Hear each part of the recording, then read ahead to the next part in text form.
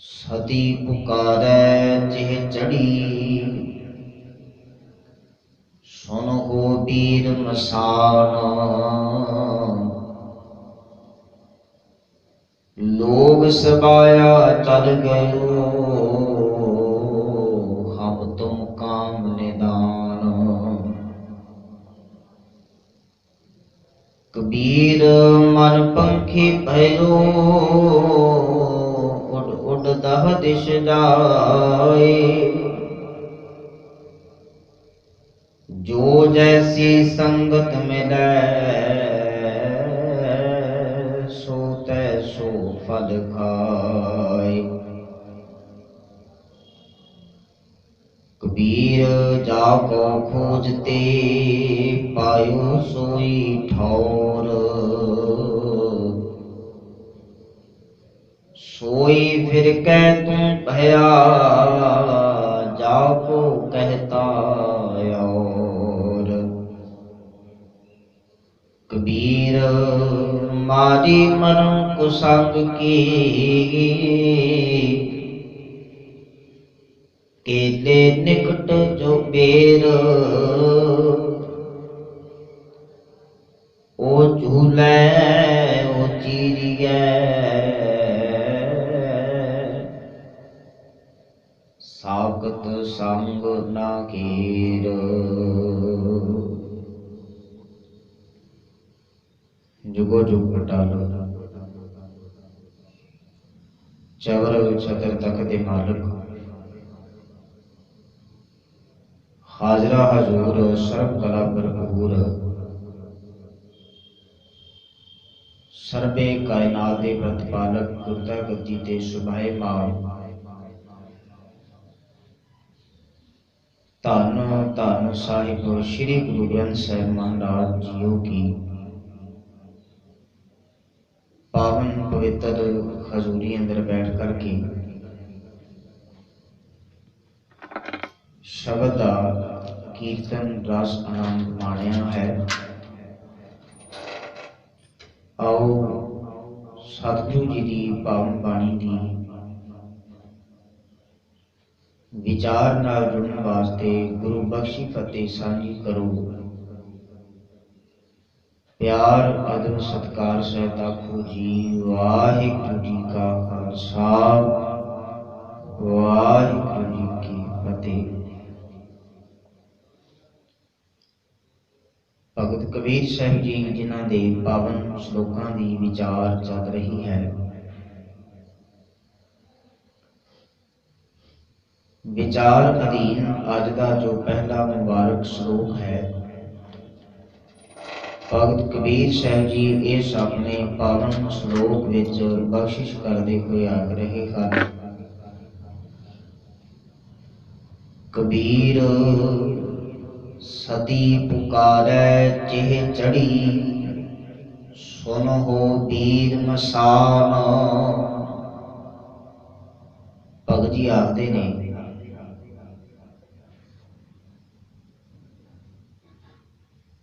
सती पुकारै जिह चढ़ी, चिखा उत्ते चढ़न वास्ते सड़न वास्ते अपनी पति दी लोथ नाल सड़न वास्ते तैयार सती आवाज मारदी है मसाणा नूं, उस जगह नूं उस थां नूं संबोधन करदी हुई आखदी है कि हे मसान वीर, मैं अपने मालक पति नाल मिलना है। ये सारे सखी संबंधी रिश्तेदार मित्र परिवार आदि दे विचों कोई भी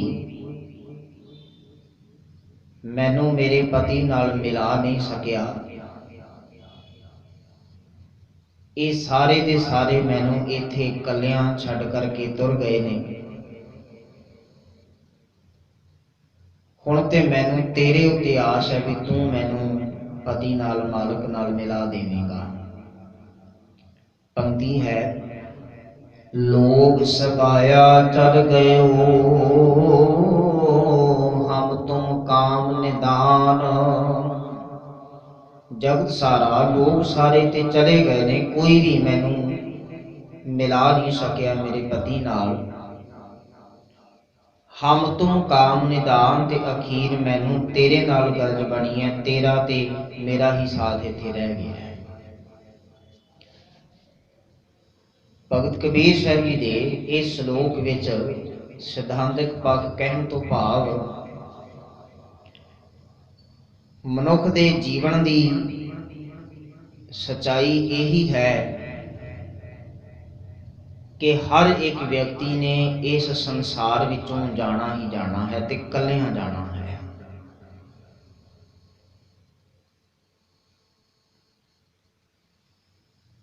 ਅਲਾਣੀਆਂ ਪਵਿੱਤਰ ਬਾਣੀ ਵਿੱਚ ਵੀ ਗੁਰੂ ਸਾਹਿਬ ਜੀ ਨੇ ਬਖਸ਼ਿਸ਼ ਕੀਤੀ ਹੈ ਤੇ ਇਹ ਗੱਲ ਆਖੀ ਹੈ, ਕੋ ਮਰੈ ਨਾ ਮੋਇਆ ਨਾਲੇ, ਮਰਦਿਆਂ ਦੇ ਨਾਲ ਕੋਈ ਮਰ ਨਹੀਂ ਜਾਂਦਾ। ਹਰ ਇੱਕ ਨੂੰ ਆਪੋ ਆਪਣੀ ਲੋੜ ਹੈ, ਆਪੋ ਆਪਣੇ ਸਵਾਰਥ ਕਰਕੇ ਇਹ ਜੁੜੇ ਹੋਏ ਹਨ। ਤੇ ਜਦੋਂ ਕੋਈ ਸਖੀ, ਕੋਈ ਸੰਬੰਧੀ, ਕੋਈ ਰਿਸ਼ਤੇਦਾਰ, ਕੋਈ ਖੂਨੀ ਰਿਸ਼ਤਾ ਚੜਾਈ ਕਰ ਜਾਂਦਾ ਹੈ, ਇਹ ਵਿਰਲਾਪ ਤੇ ਬਥੇਰਾ ਕਰਦੇ ਨੇ, ਰੋਂਦੇ ਤੇ ਬਥੇਰਾ ਨੇ, ਪਰ ਅਸਲ ਵਿੱਚ ਇਹਨਾਂ ਦੇ ਰੋਣ ਦਾ ਕਾਰਨ ਜਿਹੜਾ ਹੈ, ਬਾਣੀ ਵਿੱਚ ਹਜ਼ੂਰ ਆਖਦੇ ਨੇ, ਧੰਦਾ ਪਿੱਟਿਓ ਭਾਈ ਹੋ ਤੁਮ ਕੂੜ ਕਮਾਵੋ। ਰੋਣ ਦਾ ਕਾਰਨ ਕੇਵਲ ਇੰਨਾ ਕੁ ਹੀ ਹੈ ਕਿ ਇਸ ਨਾਲ ਜੋ ਸਵਾਰਥ ਪੂਰੇ ਹੋ ਰਹੇ ਸਨ, ਜੋ ਸਵਾਰਥ ਮਨੋਰਥ ਪੂਰੇ ਹੋਣੇ ਸਨ, ਸਵਾਲ ਬਣਿਆ ਵੀ ਹੁਣ ਉਹ ਕਿਵੇਂ ਪੂਰੇ ਹੋਣਗੇ, ਤੇ ਤਾਂ ਕਰਕੇ ਰੋ ਰਹੇ ਹਨ। तो कबीर साहब जी ने जिक्र किया है कि असल में सच्चाई जीवन की यही है कि हर एक व्यक्ति की मंजिल, हर एक व्यक्ति का अखीरी राह मार्ग वो मसाणा वाले पासे, शमशान घाट वाले पासे ही है। इस करके जीवन तल विच विचरदिआं साथी सदा का इको एक अकाल पुरख वाहिगुरू नूं चेते करना है, मालिक नूं चेते करना है। उस मालिक दे अंदर अभेद होना, जीवन की सफलता इस गल ते टिकी हुई है। दूजा श्लोक है, कबीर मन पंखी भयो, उडे उड दह दिश जाए। कहने कि मन पंछी की तरह है, जिहड़ा कदी किस दिशा विच उड़दा है, कदी किस पासे उड़ जाता है, एक थां ते टिक करके नहीं बैठता, बहुता चिर स्थिर नहीं रहता। मन की भी हालत कुछ इस तरह की है कि ये सत्संगत विच नहीं टिक रहा, सत्संगत विच आकर के बैठता नहीं, टिकाव विच नहीं आ रहा, विकारी मनुखों की संगत विच बैठता जा करके, जिहड़े इस नूं वाधू दे धंधिआं विच उलझाई रखते ने, ये उन्हां व्यक्तियों की संगत करदा है। ते भगत जी सुचेत करते हुए आखिर ने चेता रखना, जो जैसी संगत मिले सो तैसो फल खाए। जिसनों जिस तरह की संगत मिलती है उस तरह का फल खाना पैंदा है। जे सतसंगी जनां की संगत करेगा, रब्बी प्यार वालियां की संगत करेगा, बंदगी वालियां की संगत करे,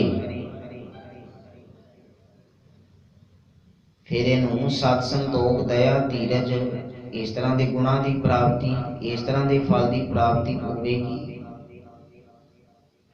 ते जे विषयां विकारां विच गलतान व्यक्तियों की संगत में जा करके बैठता है, ते फिर इनू खुआरी पल्ले पैनी है, दुख पल्ले पैणगे, सट्टां चोटां पल्ले पैणगियां, ते जीवन बर्बाद करके तुर पवेगा। तो तां करके भगत जी इस श्लोक विच कृपा करते हैं कि मन पंछी की तरह नहीं, ਸਗੋਂ ਟਿਕਾ ਰਸ ਵਿੱਚ ਆਨੰਦ ਵਿੱਚ ਲਿਆਉਣ ਵਾਸਤੇ ਸਤ ਸੰਗਤ ਵਿੱਚ ਬਿਠਾਇਆ ਜਾਵੇ। ਸਤ ਸੰਗਤ ਦੇ ਆਸਰੇ ਇਹਦੀ ਉੱਚੀ ਆਤਮਿਕ ਉਡਾਰੀ ਹੋਵੇ, ਜਿੱਥੇ ਪਦਾਰਥਾਂ ਦੀ ਭੁੱਖ ਨਹੀਂ, ਕੋਈ ਲਾਲਸਾ ਨਹੀਂ ਹੈ, ਕੋਈ ਗਮ ਨਹੀਂ, ਕੋਈ ਦੁੱਖ ਨਹੀਂ, ਕੋਈ ਮਾੜੀ ਵਿਚਾਰ ਨਹੀਂ। ਆਤਮਿਕ ਜੀਵਨ ਦੀ ਉੱਚੀ ਉਡਾਰੀ ਮਾਰੇ ਸਤ ਸੰਗਤ ਰੂਪੀ ਸਥਾਨ ਤੋਂ। ਆਪਣੀ ਸੰਗਤ ਪ੍ਰਤੀ ਸੁਚੇਤ ਹੋਵੇ ਕਿ ਕਿਹਨਾਂ ਮਨੁੱਖਾਂ ਦੀ ਮੈਂ ਸੰਗਤ ਵਿੱਚ ਬੈਠਦਾ, ਕਿ ਇਹਨਾਂ ਮਨੁੱਖਾਂ ਦੀ ਸੰਗਤ ਵਿੱਚ ਬੈਠ ਕਰਕੇ ਮੈਂ ਰੱਬ ਨਾਲ ਜੁੜਿਆ ਰਹਿ ਸਕਦਾ। ਸਵਾਲ ਬਣਾਵੇ ਆਪਣੇ ਆਪ ਵਾਸਤੇ ਕਿ ਜਿਨ੍ਹਾਂ ਦੀ ਮੈਂ ਸੰਗਤ ਕਰ ਰਿਹਾ, ਇਹ ਰੱਬ ਨਾਲ ਜੁੜਨ ਵਾਲੇ ਨੇ, ਇਹ ਪ੍ਰਮਾਤਮਾ ਦੀ ਬੰਦਗੀ ਕਰਨ ਵਾਲੇ ਨੇ। ਜੇ ਐਸੇ ਨਹੀਂ ਹਨ ਤੇ ਬਾਣੀ ਵਿੱਚ ਹਜ਼ੂਰ ਕਿਰਪਾ ਕਰਦੇ ਨੇ, ਇਹੋ ਜਿਹੇ ਸਾਖਤ ਰੱਬ ਨਾਲ ਟੁੱਟੇ ਹੋਏ ਬੰਦਿਆਂ ਦੀ ਸੰਗਤ ਨਾ ਕਰ। ਇਹੋ ਜਿਹੇ ਵਿਸ਼ਿਆਂ ਵਿਕਾਰਾਂ ਵਿੱਚ ਗਲਤਾਨ ਵਿਅਕਤੀਆਂ ਦੀ ਸੰਗਤ ਵਿੱਚ ਨਾ ਰਹਿ। ਇਹ ਆਪ ਤੇ ਆਤਮਿਕ ਤੌਰ ਤੇ ਠੱਗੇ ਹੋਏ ਨੇ, ਲੁੱਟੇ ਹੋਏ ਨੇ, ਤੇ ਤੇਰਾ ਜੀਵਨ ਵੀ ਬਰਬਾਦ ਕਰ ਦੇਣਗੇ। ਚੰਗੀ ਸੰਗਤ, ਭਲੇ ਮਨੁੱਖਾਂ ਦੀ ਸੰਗਤ ਵਿੱਚ ਬੈਠ। ਤੀਜਾ ਸ਼ਲੋਕ ਹੈ ਅੱਜ ਦੀ ਵਿਚਾਰ ਦਾ। ਕਬੀਰ ਜਾਪੋ ਖੋਜਤੇ ਪਾਇਓ ਸੋਈ ਠੌਰ। ਭਗਤ ਜੀ ਆਖਦੇ ਨੇ, ਜਿਸ ਥਾਂ ਜਿਸ ਟਿਕਾਣੇ ਨੂੰ ਖੋਜ ਰਿਹਾ ਸਾਂ, ਲੱਭ ਰਿਹਾ ਸਾਂ, ਉਹ ਖੋਜ ਕਰਕੇ ਟਿਕਾਣਾ, ਉਹ ਪ੍ਰਭੂ ਚਰਨਾਂ ਦਾ ਨਿਵਾਸ, ਪ੍ਰਭੂ ਚਰਨਾਂ ਦਾ ਉਹ ਟਿਕਾਣਾ ਪ੍ਰਾਪਤ ਹੋ ਗਿਆ ਹੈ, ਵਿਸ਼ਰਾਮ ਪ੍ਰਾਪਤ ਹੋ ਗਿਆ ਹੈ। सोई फिर कह तू भया जाको कहता और। मालिक दी प्राप्ति तो पहला जिस मालिक दा टिकाणा तू किते होर दसी जा रहा सी, जाको कहता हो, और जिन्हों इस खलकत तो कायनात तो जीवां दे विचों किते बाहर दस रहा सी, ਉਹ ਪਲਟ ਕਰਕੇ ਸੋਈ ਫਿਰ ਕੇ ਤੂੰ ਭਇਆ ਜਾਗੋ ਕਹਿਤਾ, ਔਰ ਉਹ ਉਸੇ ਮਾਲਕ ਪ੍ਰਭੂ ਦਾ ਰੂਪ ਹੋ ਗਿਆ ਹੈ, ਉਸੇ ਵਿੱਚ ਇੱਕਮਿਕ ਹੋ ਗਿਆ ਹੈ। ਜਿਹਨੂੰ ਇਸਲਾਮੀ ਜਗਤ ਵਾਲੇ ਕਿਸੇ ਸਤਵੇਂ ਅਸਮਾਨ ਤੇ ਦੱਸਦੇ ਨੇ, ਜਿਹਨੂੰ ਸਨਾਤਨ ਵਾਲੇ ਜਿਹੜੇ ਨੇ ਉਹ ਦੱਖਣ ਦਿਸ਼ਾ ਵਿੱਚ ਦੱਸਦੇ ਨੇ, ਦੱਖਣ ਦੇਸ਼ ਹਰੀ ਕਾ ਵਾਸਾ, ਪੱਛਮ ਅੱਲਾ ਮੁਕਾਮਾ ਜਿਸਨੂੰ ਇਹ ਦੱਸ ਰਹੇ ਨੇ। ਪਰ ਬਾਣੀ ਆਖਦੀ ਹੈ ਵੀ ਘਟ ਘਟ ਮੈਂ ਹਰ ਜੂ ਬਸੈ, ਉਹ ਤੇ ਹਰ ਇੱਕ ਸਰੀਰ ਵਿੱਚ ਵਸਦਾ ਹੈ। ਉਹ ਕਿਸੇ ਖਾਸ ਦਿਸ਼ਾ ਵਿੱਚ ਨਹੀਂ ਹੈ, ਕਿਸੇ ਖਾਸ ਦੇਸ਼ ਵਿੱਚ ਨਹੀਂ ਹੈ, ਕਿਸੇ ਖਾਸ ਖੇਤਰ ਵਿੱਚ ਨਹੀਂ, ਉਹ ਤੇ ਹਰ ਥਾਂ ਦੇ ਉੱਤੇ ਹੈ, ਧਰਤੀ ਦੇ ਕਣ ਕਣ ਦੇ ਅੰਦਰ ਹੈ। ਸੋਈ ਫਿਰ ਕਹਿ ਤੂੰ ਭਇਆ ਜਾਗੋ ਕਹਿਤਾ, ਔਰ ਜਿਹਨੂੰ ਕੋ ਵੱਖਰਾ ਦੱਸਿਆ ਜਾ ਰਿਹਾ ਸੀ, ਉਸ ਮਾਲਕ ਦਾ ਜਪ ਕਰਕੇ ਉਸ ਵਿੱਚ ਇੱਕਮਿਕਤਾ ਹੋ ਗਈ ਹੈ। ਇਸ ਕਰਕੇ ਭਗਤ ਜੀ ਆਪਣੇ ਅੱਜ ਦੀ ਇਸ ਵਿਚਾਰ ਦੇ ਚੌਥੇ ਸ਼ਲੋਕ ਵਿੱਚ ਹੋਰ ਬਖਸ਼ਿਸ਼ ਕਰਦੇ ਹੋਏ ਇੱਕ ਉਦਾਹਰਨ ਸਾਂਝੀ ਕਰ ਰਹੇ ਨੇ। ਕਹਿਣ ਲੱਗੇ, ਕਿਸੇ ਬੇਰੀ ਦੇ ਦਰਖਤ ਦੇ ਨੇੜੇ ਕੇਲੇ ਦਾ ਦਰਖਤ ਉੱਗ ਪਵੇ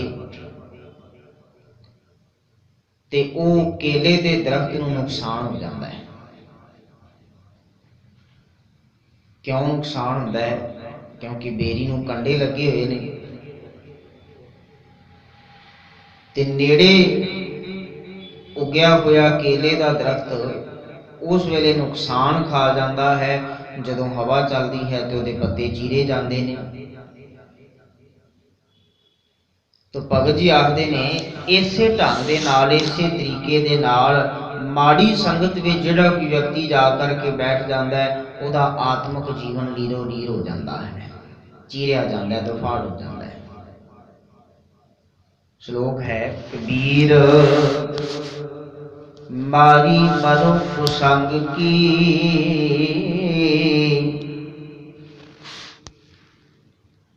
केले निकट जो बेर। कह लगे मारी मरो कुसंग की। कुसंग भैड़ी संगत, माड़ी संगत। कि हे मालिक, हे परमात्मा, हे प्रभु, जे किते तेरी सिफ सलाह करन वालियां दी संगत छड़ करके कुसंगत विच, भैड़े व्यक्तियां दी संगत विच जा करके मैं बैठ जावां ते मैं ते उन्हां दी संगत विच मर जावांगी। क्योंकि जीवन की हालत कुछ इस तरह की हो जाएगी भी केले निकट जो बेर, केले के नेड़े जिवें बेरी उग गई होवे ते हुंदा की है फिर असल विच ओह झूला ओह चीरी है साकत संग ना केर। जदों हवा आउंदी है ओह चीरिया, केले का दरख्त चीरिया जाता है। साकत संग ना हेर, भगत जी आखते हैं ठीक इसे तरह साकत व्यक्ति का साथ ना लभ, साकत व्यक्ति रब ना टुटे हुए व्यक्तियों की संगत विच ना बैठ। इत्थे रब नाल जुड़ियां दी संगत विच बैठ, जिन्हां नूं मिल करके, जिन्हां दी संगत विच रह करके तैनूं रब्बी नाम चेते आवे, बंदगी चेते आवे, सिमरन चेता आवे, ईमानदारी नाल अपना जीवन जीवे, सत्संग दो, दया धीरजे गुण तेरे अंदर आउण, इहो ਜਿਹੇ व्यक्तियों की संगत कर, इहो ਜਿਹੇ व्यक्तियों की संगत विच तैनूं बैठना चाहिए है। तो भगत कबीर साहब जी ने अज दे इन्हां 4 श्लोकां विच जो जीवन जाच बख्शिश कीती है, मेहर कीती है, ते भगत जी इस गल नूं समझा रहे हैं कि असल दे अंदर साकत व्यक्ति रब नाल टुटे हुए ने, ते जे तुसीं भी उन्हां दी संगत विच जाओगे ते तुहाडा जीवन भी जिहड़ा है बर्बाद हो जाएगा। इस करके बाणी ने सानू बहुत वारी सुचेत किया भी अपनी संगत संग साथ ये भले मनुखों नाल होवे, बंदगी करन वाले, सिमरन करन वाले, बाणी पढ़न वालियां दा साथ होवे ते फिर जीवन जिहड़ा सुखाला बनदा है, सौखा बनदा है। तो गुरु मेहर करे असीं भी अपनी संगत प्रति सुचेत होइए, बाणी पढ़न वाले, सिमरन करन वाले, बंदगी करन वालियां दी संगत विच बैठिए, उन्हां तो प्रेरणा लै करके असीं भी मालिक की बंदगी करन वाले बन जाइए। तो जिहड़े भी रब्बी बाणी नूं अपने जीवन का आधार आसरा बना करके रब्बी बंदगी में जुड़ते हैं, मालिक आप मेहर करके बख्शिश करके उन्हां सबना दा ये लोक सुखिया ते परलोक सुहेला बना दिंदा है। होइयां बेअंत भुलां दी खिमा, समय की समाप्ति है। फतेह नाल सांझ पाओ आखो जी वाहिगुरू जी का खालसा वाहिगुरू जी की फतेह।